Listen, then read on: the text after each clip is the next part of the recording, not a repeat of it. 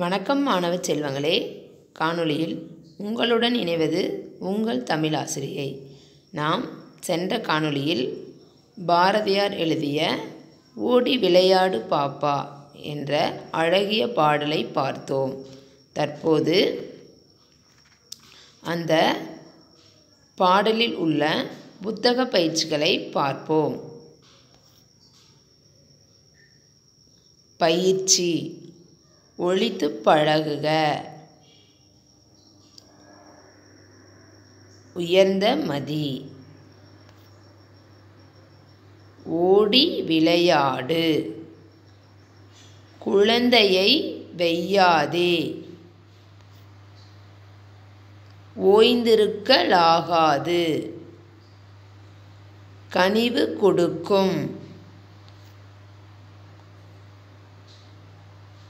கூடி விளையாடு. சாதிகள் இல்லை. படித்தும் எழுதியும் பழகுக. இங்கே கொடுத்துருக்கக்கூடிய சொற்களை என்ன பண்ணலாம், நம்ம படிச்சுட்டு எழுதியும் பார்க்கலாம். விளையாடு. வையாதே. குழந்தை. அன்பு. கனிவு. உயர்ந்த மதி. படிப்பு. பாட்டு.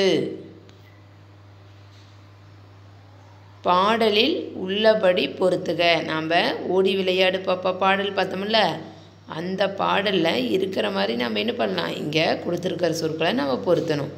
கனிவு கொடுக்கும் என்ன படித்தோம்? பாட்டு. காலை.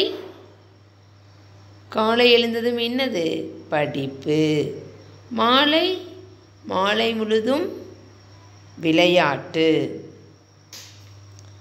சாதிகள் இல்லையடி பாப்பா, இல்லை. அன்பு நிறைய உடையவர் மேலோர்.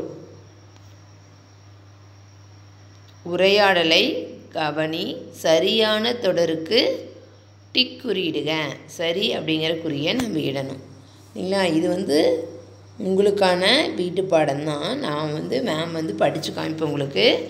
நீங்கள் அதை வச்சு எது சரியோ அதை என்ன பண்ணலாம், அந்த பெட்டிக்குள்ளே நீங்கள் டிக் பண்ண உங்களுடைய புத்தகத்தில். ராமு கலாவுக்கும் வேடிக்கை பார்க்க ஆசையாக இருக்கும் அல்லவா? சண்டை போடாதே. அவளுக்கும் ஜன்னல் ஓரத்தில் இடம் கொடு.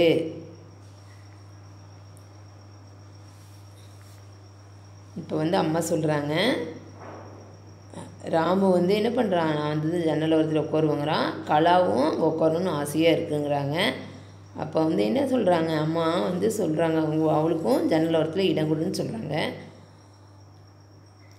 இப்போ நம்ம இந்த உரையாடலை பார்த்துச்சோம். இதுக்கு சரியான தொடர் எதுன்னு நம்ம கண்டுபிடிக்கணும்.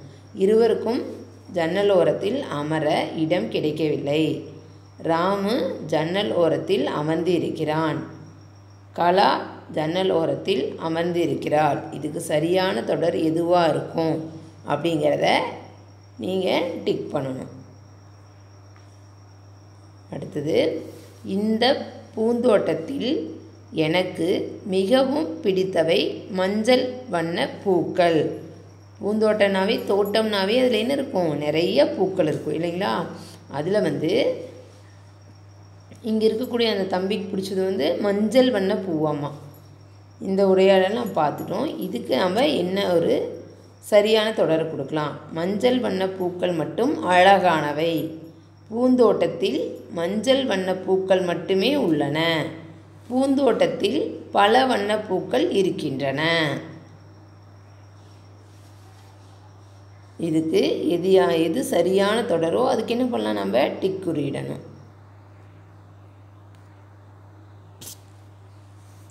கோமதி, வழக்கமாக ஓட்டப்பந்தயத்தில் நான் தான் வெற்றி பெறுவேன்.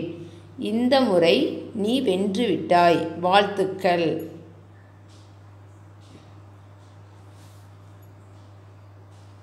கோமதி என்ன ஓட்டப்பந்தயத்தில் எப்பவுமே அந்த பொண்ணு தான் வெற்றி பெறுவாங்களாமா. ஆனால் இப்போ அவளுடைய தோழி வெற்றி பெற்றதுக்காக அவங்க என்ன சொல்கிறாங்க, வாழ்த்துக்கள் சொல்கிறாங்க.